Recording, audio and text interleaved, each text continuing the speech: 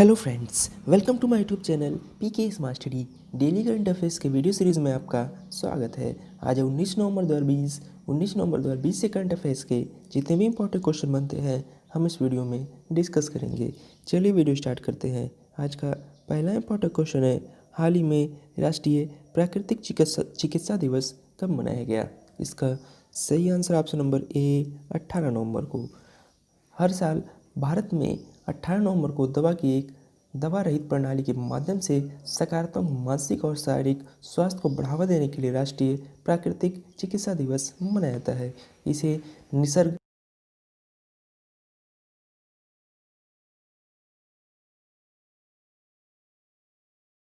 तक जारी रहेगा, जो 18 नवंबर 2020 को है। यह दिन घोषणा आयुष मंत्रालय, आयुर्वेद, योग और प्राकृतिक चिकित्सा, यूनानी, सिद्ध और होम्योपैथी भारत सरकार द्वारा 18 नवंबर 2018 में की गई थी। चलिए अब आपको नवंबर माह के सारे इंपॉर्टेंट डे रिवीजन कराते हैं। 1 नवंबर को वर्ल्ड शाकाहारी डे। बात करें 5 नवंबर को वर्ल्ड सुनामी जागरूकता दिवस। 7 नवंबर को नेशनल कैंसर अवेयरनेस डे। 8 नवंबर को वर्ल्ड अर्बनाइजेशन डे और वर्ल्ड रेडियोलॉजी डे। 10 नवंबर को वर्ल्ड साइंस डे। 11 नवंबर को नेशनल एजुकेशन डे। 12 नवंबर को वर्ल्ड निमोनिया डे। 13 नवंबर को नेशनल आयुर्वेदा डे और वर्ल्ड काइंडनेस डे यानी कि विश्व दयालुता दिवस। 14 नवंबर को वर्ल्ड डायबिटीज़ डे। 16 नवंबर को इंटरनेशनल टॉलरेंस डे और नेशनल प्रेस डे। 18 नवंबर को नेशनल नेचुरल मेडिसिन डे। अगले क्वेश्चन पे जाने से पहले अगर ये वीडियो आपको पसंद आ रही हो तो लाइक और शेयर जरूर कर दें। साथ ही में हमारे Telegram channel PK smart study को भी ज्वाइन कर लें, वहाँ आपको सारे PDF एक साथ मिल जाएंगे। क्वेश्चन नंबर 2, हाल ही में किस जापानी नोबेल पुरस्कार विजेता का निधन हो गया? इसका सही answer option number C Masatoshi Koshiba. ब्रह्मांडीय न्यूट्रिनो की खोज के लिए वर्ष 2002 का नोबेल पुरस्कार साझा करने वाले भौतिक विज्ञानी मासाओशी कोशिबा का निधन हो गया। कोशिबा के सबसे प्रसिद्ध खोज में मध्य जापान की एक खदान में स्थित एक विशाल डिटेक्टर का उपयोग करके दूर के सुपरनोवा विस्फोट से न्यूट्रिनो का पता लगाना था। कोशिबा टोक्यो विश्वविद्यालय में एक प्रतिष्ठित प्रोफेसर थे। ये आपको इमेज में दिखाई दे रहे हैं, ये थे मासाओशी कोशिबा। चलते हैं क्वेश्चन नंबर 3 की तरफ। हाल ही में PM मोदी ने किस राज्य में स्टैचू ऑफ पीस का अनावरण किया है? इसका सही answer option number C Rajasthan. प्रधानमंत्री नरेंद्र मोदी ने जैनाचार्य श्री विजय वल्लभ सुरीश्वर जी महाराज के सम्मान में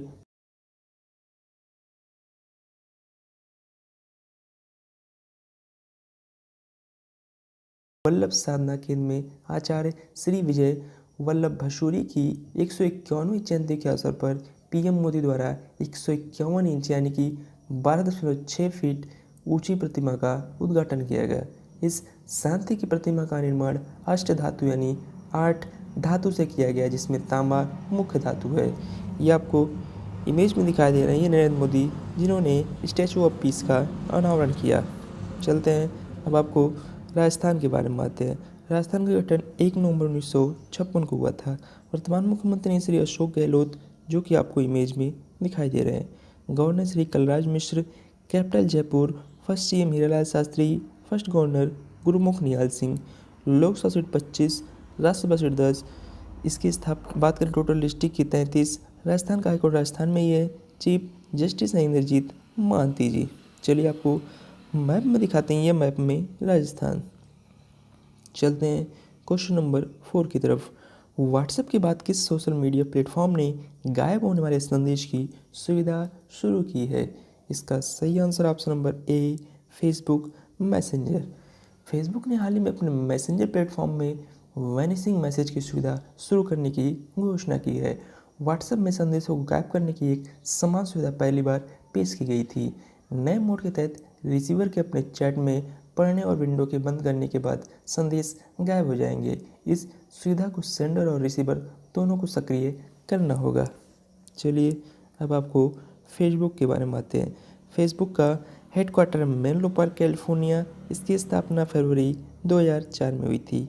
CEO एंड फाउंडर है मार्क जुकरबर्ग, जो कि आपको इमेज में दिखाई दे रहे हैं। बात करें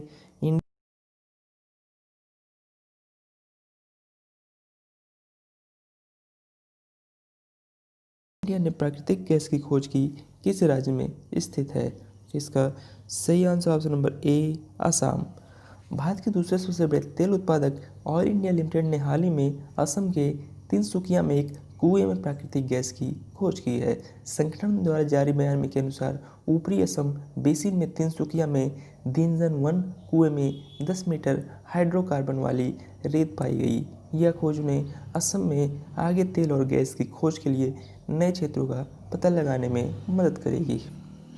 चलिए अब आपको असम के बारे में बात करें। असम का गठन 15 अगस्त 1947 को हुआ था।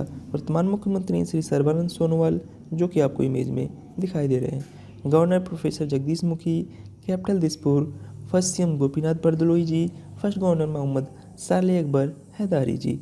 Lok Sabha seat 14, Rajya Sabha seat 7, state river है ब्रह्मपुत्र।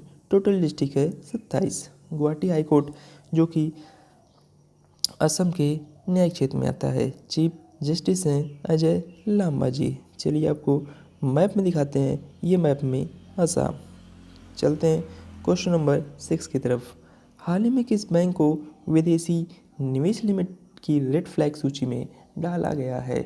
इसका सही आंसर है option number C HDFC bank और इंडसइंड बैंक। विदेशी पोर्टफोलियो निवेशक की लिमिट की निगरानी करने वाली प्रणाली ने एचडीएफसी बैंक और इंडसइंड बैंक को रेड फ्लैग सूची में डाल दिया है। किसी सूचीबद्ध कंपनी को इस सूची में तब डाला जाता है जब उसके पास विदेशी निवेश उपलब्ध विरासत अनुमति सीमा 3% से कम हो जाती है। एफपीआई एचडीएफसी बैंक और इंडसइंड बैंक दोनों में चौथा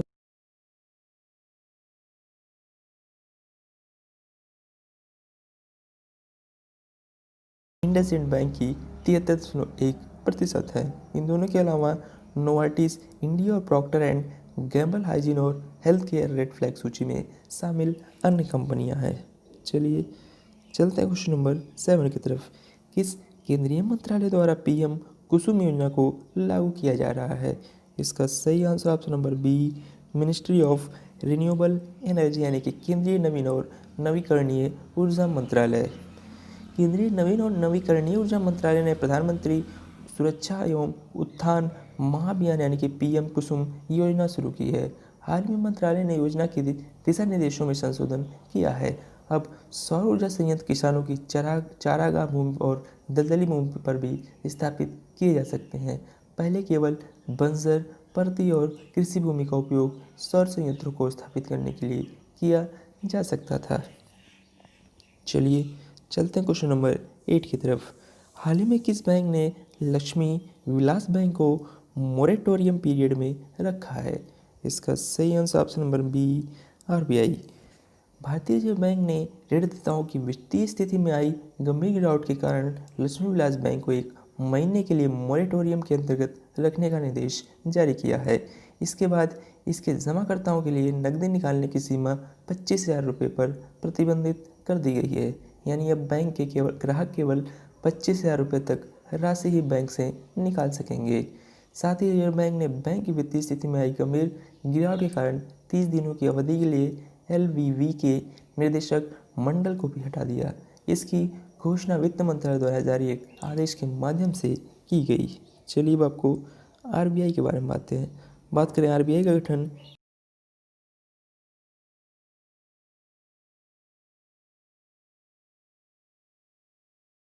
first governor sir Osborne Smith, first Indian governor C D Deshmukh, first Indian lady governor K G Udeshi.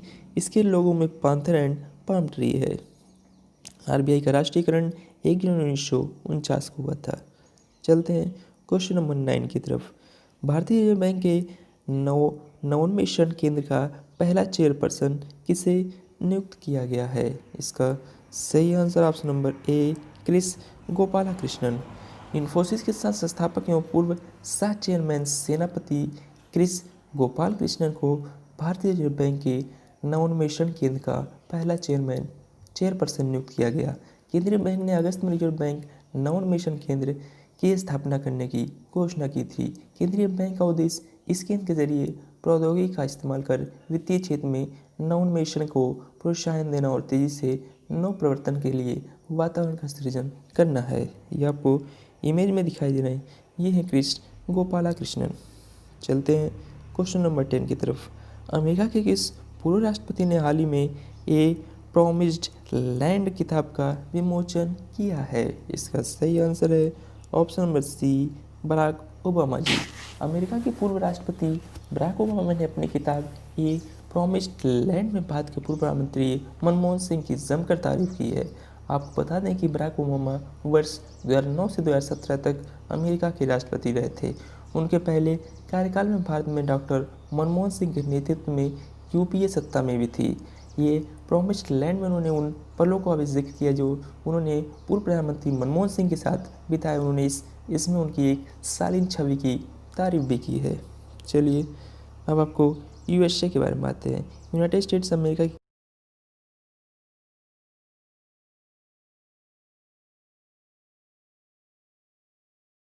Mountain ने Denali biggest lake Superior NASA space agency जो कि यूएसए की स्पेस एजेंसी है। National bird award legal game है baseball, tree है oak, flower है rose, parliament name है कांग्रेस। चलिए आपको मैप में दिखाते हैं मैप में यूएसए। चलते हैं क्वेश्चन नंबर 11 की तरफ। हाल ही में किस राज्य सरकार ने गायों के संरक्षण के लिए गौ कैबिनेट के गठन का फैसला लिया है? इसका सही answer option number B, Madhya Pradesh. Madhya Pradesh सरकार ने गायों के संरक्षण के लिए गौ कैबिनेट के गठन का फैसला किया है। इस कैबिनेट की पहली बैठक 22 नवंबर 2020 को गोपाष्टमी पर दोपहर 12 बजे राज्य के आगर मालवा में बनाए गए गौ अभ्यारण्य में आयोजित की जाएगी। गौ कैबिनेट में 6 विभागों को शामिल किया गया है। इसमें गायों के संरक्षण को लेकर सभी विभाग सामूहिक रूप से इसका फैसला लेंगे। चलिए अब आपको मध्य प्रदेश के बारे में आते हैं। मध्य प्रदेश का गठन 1 नवंबर 1956 को हुआ था। वर्तमान मुख्यमंत्री श्री शिवराज सिंह चौहान जो कि आपको इमेज में दिखाई दे रहे हैं। गवर्नर है Shrimati Anandiben Patel. Capital Bhopal. First CM Ravishankar Shukla. First governor doctor Pattabhi Sitaramayya. Lok Sabha seat 29, Rajya Sabha seat 11, total district है 51। मध्य प्रदेश का हाईकोर्ट मध्य प्रदेश में है। चीफ जस्टिस अजय कुमार मित्तल जी। चलिए आपको मैप में दिखाते हैं मैप में मध्य प्रदेश। चलते हैं क्वेश्चन नंबर 12 की तरफ।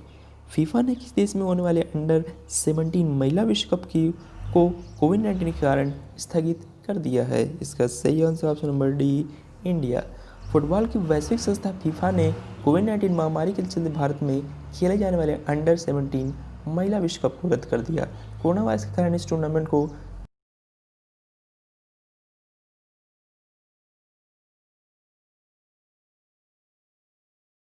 फुटबॉल पर पड़ रहे असर का आकलन किया।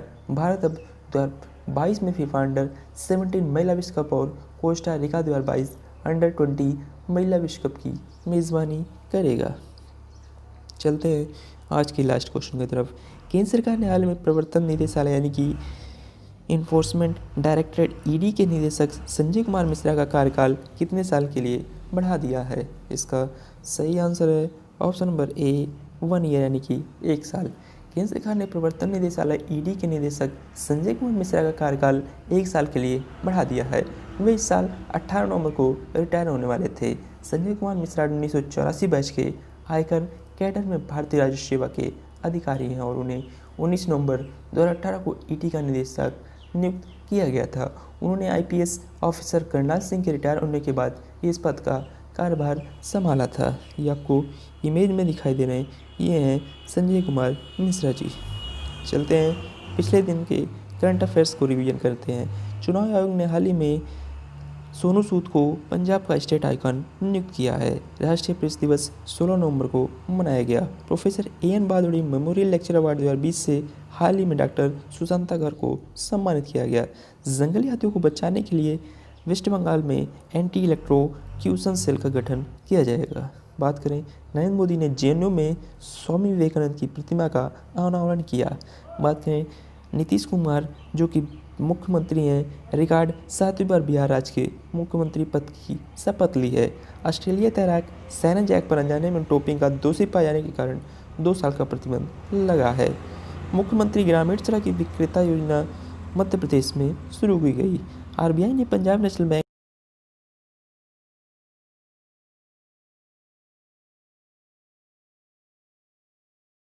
सभी कर्मचारियों को बर्खास्त करने का निर्देश दिया है। चलते हैं आज के स्टैटिक जी के क्वेश्चन की तरफ। भारत का कितने % आबादी कृषि उद्योग पर निर्भर है? इसका सही answer option number C 58.9%। Question number 2 है, पहला मानव विकास सूचकांक किस अर्थशास्त्री ने तैयार किया था? इसका सही आंसर ऑप्शन नंबर बी महबूब उल हक ने।